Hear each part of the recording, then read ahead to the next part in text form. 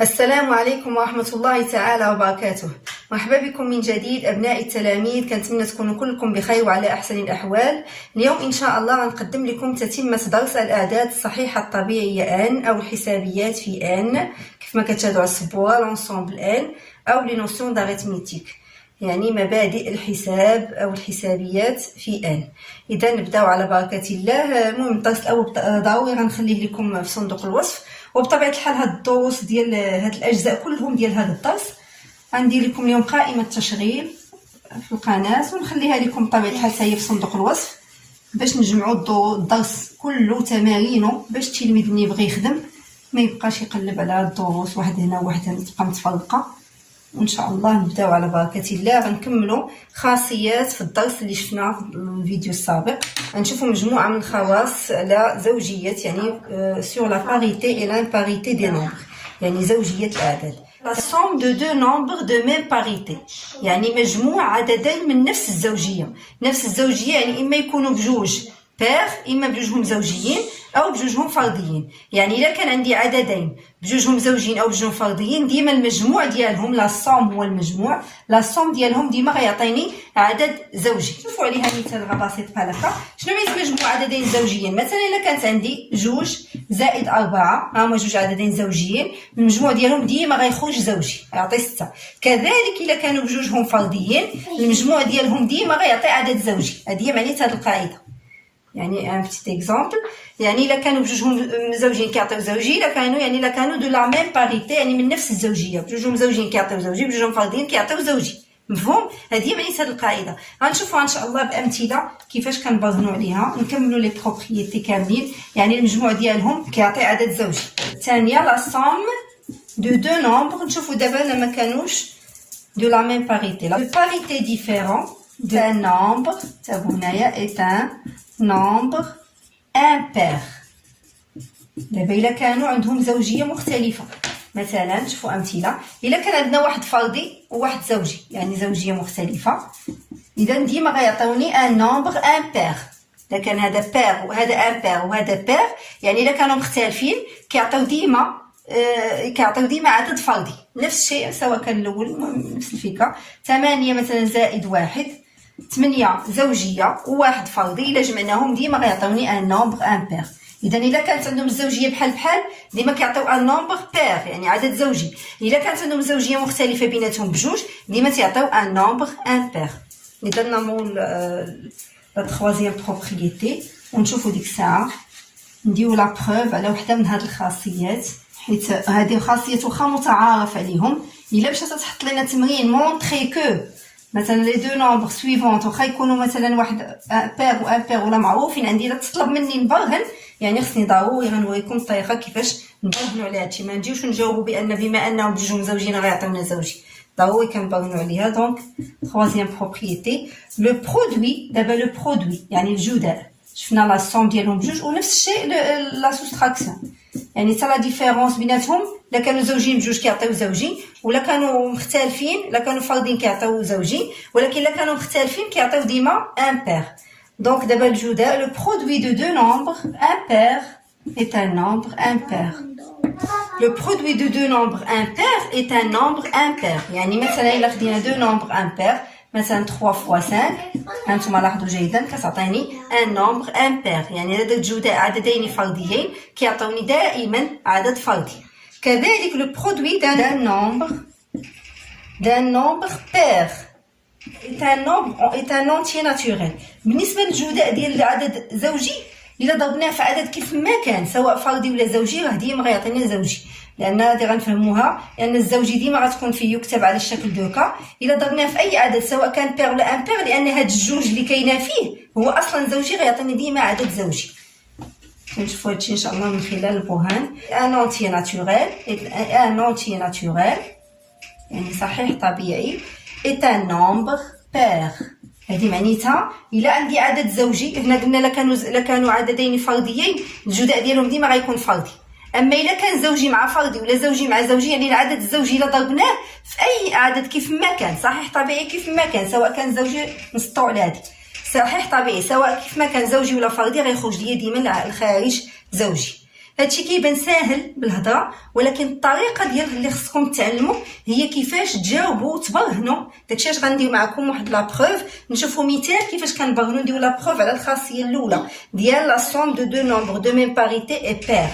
Preuve يعني برهان. On va montrer que la somme de deux nombres de même parité est paire, soit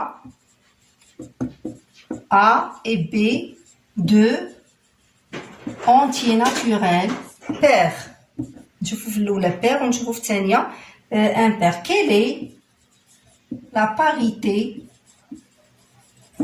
de A plus B ولا بغينا نشوفوا تا A moins B، لان كلهم غيخرجوا بير، سواء الفرق ديال عددين دو لا ميم باريتي، سواء الفرق ديالهم او سواء الجمع ديالهم او الفرق ديالهم تيخرج بير.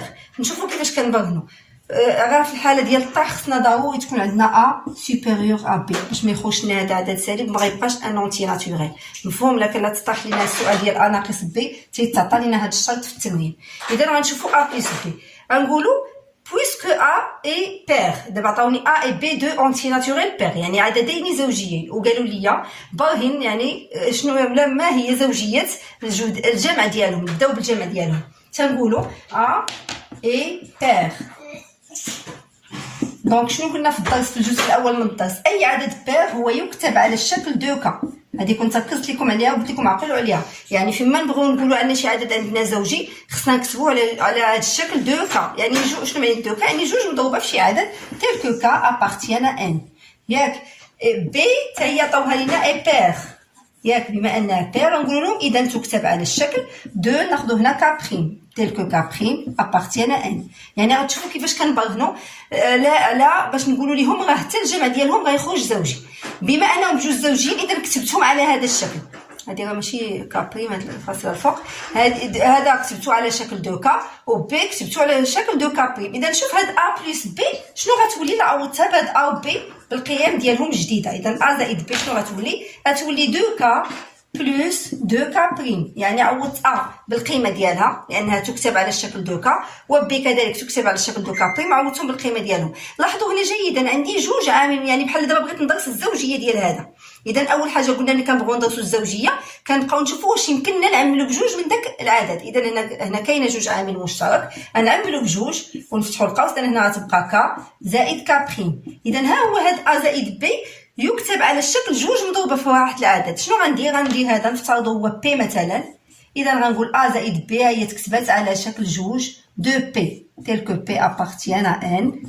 اذا هي تكتبات اذا ا بلس بي اي بير. دونك ا بلس بي اي بير. تابعوا هذه هي طريقه البرهان. الدرس كيبان ساهل زوجي وفردي، ولكن ملي كتجي في طريقه البرهان هادشي اللي بغيتكم تحفظوه مزيان وتدربوا عليه مزيان. هذا راه بسيط جدا، راه مازال نشوفوا تمارين اكثر من هادشي. هكا كنعبوا الا بغينا نقولوا على شي عددين ندرسوا ليهم الزوجيه بهذا المعنى. لا بغينا ندرسوا الزوجيه ديال الجمع مثلا تطرح نفس الفكره غنديروا ليه. فهمتوا؟ كنوضعوا ا لا قالوا لنا زوجي كنكتبوا على الشكل دو كا، بي زوجي غنكتبوا على الشكل دو كا بريم. غنعوض ا زائد بي. اذا انا بغيت هاد ا زائد بي نشوف حتى هي واش تخرج على هذا الشكل ولا غتخرج على شكل دو كا بلس ا. لا كانت امبير دونك تنشد ا زائد بي، كنعوض ا بالقيمه ديالها، كنعوض بي بالقيمه ديالها، وكنحاول نشوف واش غيتعمل منهم باثنان واش يتكتبوا لي على هذا الشكل. بما انهم عطاوني حتى هما اثنان مضروبه في شي عدد اذا هذا عدد زوجي. اذا عددين لا كانوا زوجيين مجموعهما كيكون زوجي. اذا هذا بحال برهنا على القاعده لا somme de deux nombres de la même parité. حنا جربنا دابا غير في بير، نجربوها حتى في ان بير وتعطينا بير، يعني دو نومبر دو لا ميم باريتي كيعطيو لا سوم ديالهم كتكون حتى هي بير. ندرسوا ا ناقص بي. ا ناقص بي فقط خص يكون فيها الشرط ديال ا سوبيريور ا بي باش ما يجيناش هذا الفرق يكون سالب. يعني ضروري تيكون التمرين بغينا نطرحوا ندرسوا زوجيه الفرق خاص يكون اكبر من بي.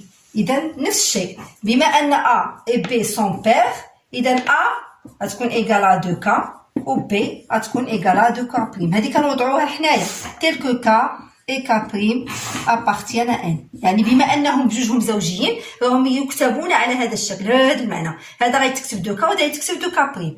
اذا لا بغيت ندرس الفرق ديالهم غندير ا ناقص بي لا ميم شوز كيف ما درنا في ا زائد بي. غنعوض ا بالقيمه ديالها 2 كا مفهوم، وغنعوض بي ناقص بلاص ما نكتب بي غنكتب 2 كا بريم، لانني انا بغيت ندرسهم كنعوضهم بهذه القيمه هذه. اذا هنا شنو نفس المشكل، غنشوف واش يمكن ليا نعمل بجوج. اذا حتى انا كندرس الزوجيه، قلنا الا كنا كندرسوا الزوجيه اول حاجه كنشوفوا واش كاينه جوج عامل مشترك، مفهوم؟ اذا هنا هادو بجوجهم من مضاعفات جوج، غنعملوا بجوج، غتعطي لنا هنا ك موان ك بريم. اذا ها هو هاد ا ناقص بي تا هو خرج على شكل جداء ديال جوج مضروبه في واحد العدد. مثلا نوضع هاد العدد هو بي بريم، اذا هاد ا موان بي ايت ايكال ا 2 فوا بي بريم. دونك بما انها تكتبت على هاد الشكل، اذا ا موان بي اي بير ايت ان نومبر بير. ها ما لاحظنا دابا ان الا كانوا دو لا ميم باريتي، يعني الا كانوا بجوجهم بير، لا سوم ديالهم ولا ديفيرونس ديالهم كتعطينا ان نومبر بير. نشوفوا كذلك نبرهنوا على ا بلس بي الا كانوا بجوجهم امبير، يعني حيت دابا قلنا ديال لا ميم باريتي. هذا فقط مثال ديال لا ديمونستراسيون ديال دراسه الزوجيه. نشوفوا كذلك دابا الا كانوا ا اي بي سون دو نومبر ا امبير، ا اي بي سون دو نومبر امبير. وماشي مشكل هادشي باش تفهموا مزيان، كنكرر وكنشرح لكم باش تفهموا. ان شاء الله نشوفوا التمارين حتى هما غنشرحوهم مزيان باش تستطيعوا ان الدرس ما ساهل وما ساهلش، يعني فيه الخدمه شويه. دونك ا اي بي سون دو نومبر امبير. اذا شنو تنقولوا كيلي لا باريتي دو ا بلس بي؟ ندرسوا ا بلس بي. دونك ا بلس بي شنو غنقولوا؟ بما ان هادو عددين امبير، دونك ا سيكري دو لا فورم سويفونت 2 ك بلس 1. قرينا هادشي في الجزء الاول ديال الدرس، بطبيعه الحال اللي ما شافش الجزء الاول غنخليه لكم في صندوق الوصف، رجعوا شوفوه، شرحنا فيه هادشي مزيان شنو معنى بير و امبير وكيفاش كتكتب كل واحد فيهم. اذا ملي كنبغيو نبرهنوا كنوضعوهم على هذا الشكل، بما ان ا اي امبير يكتب على هذا الشكل، بي كذلك امبير تكتب على هذا الشكل 2 ك بريم بلس 1. اذا كنقولوا ا زائد بي غتولي غنعوضوا كل واحد بالقيمه ديالو، 2 ك بلس 1 بلس ها هي حطيتها هي 2 ك بلس 1 بلس بي غنحطها كذلك 2 ك بريم بلس 1 تساوي. نتمنى الفكره تكون وصلت التلاميذ، هادشي جديد عليهم ولكن مع التدريب ومع التمارين غيفهموا مزيان. اذا غنجمعوا هذه عادي، غنجيبوا المجهولين حدا بعضياتهم، 2 ك بلس 2 ك بريم 1 بلس 1 غتعطينا بلس 2. اذا شنو كنقولوا ملي كنبغيو ندرسوا الزوجيه؟ كنشوفوا واش كاينه جوج عامل مشترك. الا كاينه جوج صافي حنا تهنينا بلا ما نبقاو عاد نصدعوا راسنا. اذا نعملوا هنا باثنان، ها هو اثنان كاين عامل هنا فيهم كاملين، اذا اثنان ك بلس ك بريم بلس 1، يعني هذه هي التعميل ديالها. اذا ها هي ا بلس بي. الا افترضنا مثلا هذا سميناه ام، اذا هذه غتكتب على الشكل دو ام تيل كو ام ابارتيان ان، يعني هذا تعطينا تكتب لينا على شكل جوج مضروبه في واحد العدد. اذا ا بلس بي، اذا ا بلس بي، دونك ا بلس بي اي بير. احنا شفنا سواء كانوا بجوجهم بير عطاو ان نومبر بير لا سوم ديالهم، سواء كانوا بجوجهم ان بير، يعني حتى في الفردي ملي كانوا بجوج فرديين لا سوم ديالهم خرجت لينا بير. بغينا نشوفوا حتى الفرق نفس المشكل، غنعوضوا هنايا بلاص ما غنديروا الجمع غنديروا الفرق، غنخدموا نيت فيها نيت باش تختصروا علينا. يعني بغيت ندرس الزوجيه لا باريتي دو ا موان بي. ا موان بي نفس الشيء غنوضعهم، هذا ايكال 2 ك بلس 1 بويسكيل اي امبير، هذا ايكال 2 ك بريم بلس 1 بويسكيل اي امبير، وغندير لا ديفيرونس ا موان بي غا موان. انتبهوا نديروا بين قوسين هذا وهذا باش ملي نحيدوا الاقواس نغيروا الاشاره. نكمل من هنا نشوفوا كذلك الفرق ديالهم واش غيخرج ليا كذلك بير. دونك غنحيدوا الاقواس 2 ك بلس 1، هادشي عارفين ولا كانت ناقص حدا القوس كتغير الاشاره، موان 2 ك بريم موان 1. دونك 1 و موان 1 غنشطبوا عليهم عددين متقابلين، تبقى عندنا 2 ك موان 2 ك بريم. دونك هي فوالا هنايا صافي كاين هنايا جوج عامل مشترك. اذا نعملوا باثنان 2 ك موان ك بريم نفس الشيء، هاي تكتبات لينا ا موان بي على شكل جوج مضروبه في واحد العدد. لا بغيت نسميه مثلا ان بريم تيل كو ان بريم ابارتيان ا ان، دونك a moins b va s'écrire de la forme de 1 prime, alors a moins b est pair. دونك هذا كان برهان على الخاصيه على وحده من دوك لي بروبريتي اللي شفنا باش تعرفوا كيفاش كنبرهنوا. هذه الطريقه، يعني كنبقاو ندرسوا الزوجيه بهذه الطريقه، مفهوم؟ واخا يعطيك الاستاذ غا مثلا 6 ويقول لك واش زوجي ولا فردي، الجواب خاصك تقول لي بما ان 6 تكتب على الشكل جوج في 3، مفهوم؟ هذه هي الطريقه باش كنبرهنوا على الزوجيه والفرديه.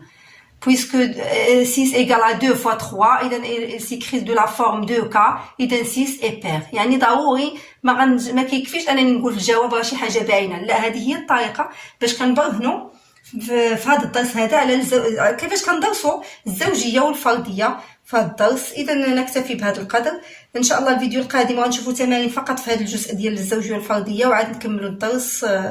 اذا كونوا في الموعد، وبطبيعه الحال اللي اول مره تيزوروا القناه ما يبخلش عليا بالاشتراك وتفعيل الجرس باش يوصلكم كل جديد، وبارطاجيو الحلقه مع الاصدقاء باش تعم الفائده. ما تبخلوش عليا كذلك بجيم او لايك او اعجاب، وتعليقاتكم كذلك مهمه بالنسبه لي، اقتراحاتكم تساؤلاتكم. مرحبا بالجميع، ونكتفي بهذا القدر، والسلام عليكم ورحمه الله تعالى وبركاته.